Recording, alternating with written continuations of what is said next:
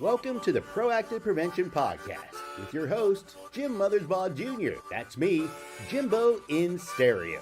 If you want to shield your life and the lives of those around you from the impact of drugs, alcohol, and other harmful substances, then prevention education is an absolute must. Tune in as we bring you insightful interviews with teens, parents, educators, medical professionals, law enforcement, and more, either backstage at our live Road Radio USA School Assembly events or from Road Radio USA podcast studios. The Proactive Prevention Podcast is here to support teens and anyone facing decisions about alcohol and drugs, empowering them to resist peer pressure and its negative consequences and ultimately become positive role models for their friends and others. In today's episode, we talk with Tina Snyder, who tragically lost her son to a fatal drug overdose. She talks about the signs and indicators of addiction, the impact Lee's death had on her family, and why she dedicates her time to spreading awareness and reducing the stigma of opioid addiction. I am here to introduce everybody to Tina Snyder. She came out today to do a podcast for us. Wonderful woman she is. Tell us a little bit about who you are and tell us about your son, Lee, his life, and the bond you folks shared. I'm Tina Snyder. I'm from Muncie, Pennsylvania. I had 3 kids, have 3 kids. And my oldest son was born October 28th, 1992. He graduated from East Lake Cummings School District in 2011. He was always a bubbly little guy growing up, and he was always so cheerful and outgoing. He would always go out to his grandparents and help his grandfather in the garden and got a job. What were some of his hobbies? He liked to go fishing and listen to rap music and spend a lot of time with his friends, family, his nephew, and his dog Blaze. We were a really good, close family. He had a great relationship with his sister and his brother. He was the middle. His sister's older, and then Lee, and then Dakota. He also had a half-brother and sister. His half-brother, Tavis, actually died in 2014 from a fentanyl overdose. Tavis was 18 when he passed. He had been drinking, and he took one of his mom's fentanyl pain patches and ended up overdosing on that and dying from it. That was 2014, and that had an impact on Lee. After his brother died, you could see he started to withdraw more, and I probably should have seen then the sleeping more and withdrawing, but I didn't link that to Lee being an addict. I just thought he was grieving. Did he have a large group of friends? Yeah, he had a lot of friends. He was a big teddy bear, outgoing, friendly, would have done anything for anyone, and everything just kind of like spiraled out of control. The week following his graduation, he was hospitalized with severe diverticulitis. It's an intestinal disease that elderly people get. It's like pockets of infection and stuff in your intestines, and they were actually talking about removing some of his intestines, but they never actually went through with that. He was able to overcome it. He was hospitalized 2011. While he was in the hospital, they had him on some really super strong pain meds. How old was he at the time? 17. That actually started his journey with pain pills, and it turned into heroin. It was about roughly a 5-year journey. At the beginning of 2016, I think it was February of 2016, he went into rehab and then passed November 12th of 2016. Were there any red flags or sign or indicators that he was using at the time? Actually, to look at him, you wouldn't have even known that he was addicted. He was an average young man. There were no indicators to just physically look at him. He was healthy. He was a big guy. You just wouldn't have known, and it can happen to anybody. I didn't see the signs. I had no clue that he was using. You're supposed to protect him. And I didn't protect him. The guilt will always be there. I really didn't know there was a problem until about the end of 2015. Looking back on it, I would say he started sleeping a lot, but he used to work third shift, and third shift's not for the faint at heart, but anyway, he would sleep a lot and slowly started kind of like withdrawing. And then he actually came clean with me. I had gone to the grocery store and I had went to pay for the groceries and my money was gone. I went home and I confronted him about it, and he came clean and admitted that he had been doing pain pills, and then he got addicted to heroin, and he was what he called dope sick, I think it was, from not having it. So he took my money, and then he felt really bad about it.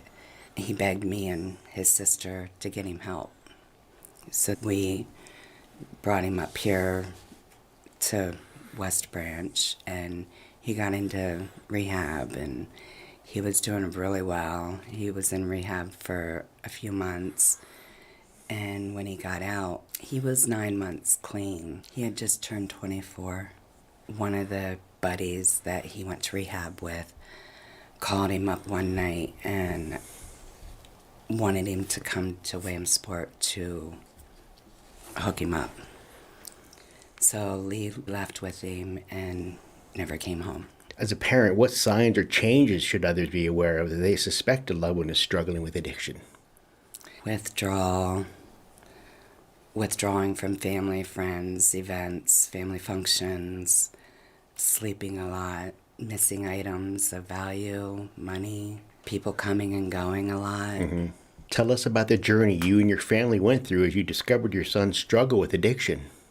It was really rough. After getting him into rehab, from the time that he came clean, there wasn't a whole lot of time to actually deal with the addiction because we didn't really know about it.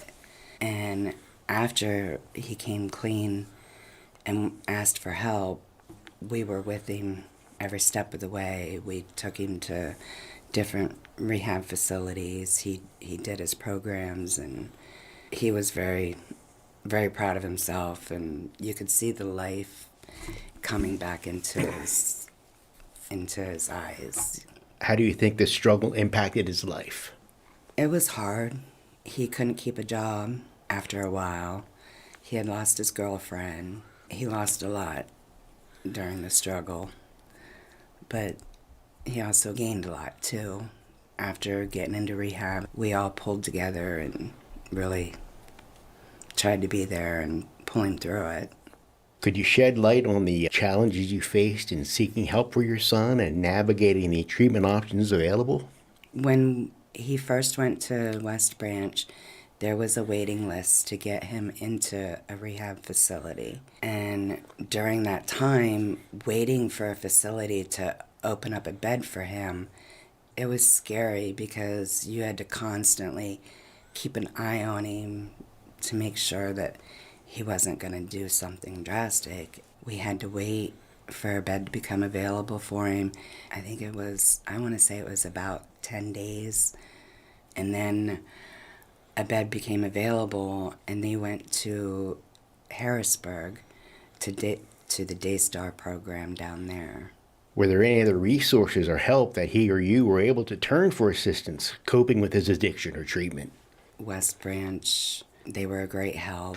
Carolyn Mealy was a great help. I went to one of Carolyn's events Saving Lives for Zachary, and I met Dave Bauer, the head of GRASP, which is Grief Recovery After Substance Passing, and I got into that after Lee had passed, and I went to their meetings every month.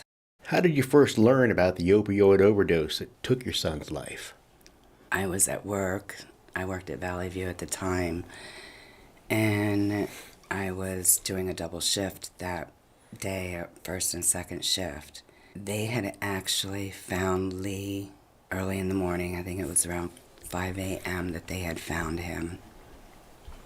And I kept getting this phone call at work, and I wasn't able to answer on the floor. So eventually I had stepped off the floor and returned the phone call, and it was my boyfriend at the time. He said that there was someone at the house to speak with me, so he put them on the phone, and it was the coroner, Chuck Kiesling, to tell me that they had found him. Addiction affects not only the individual, but their loved ones, of course.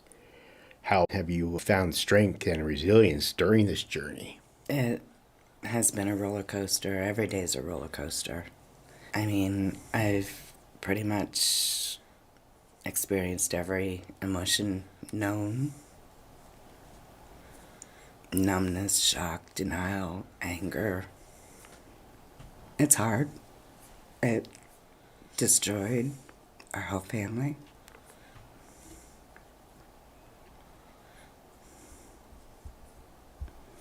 We're really close, still really close. Mm-hmm. We keep each other going.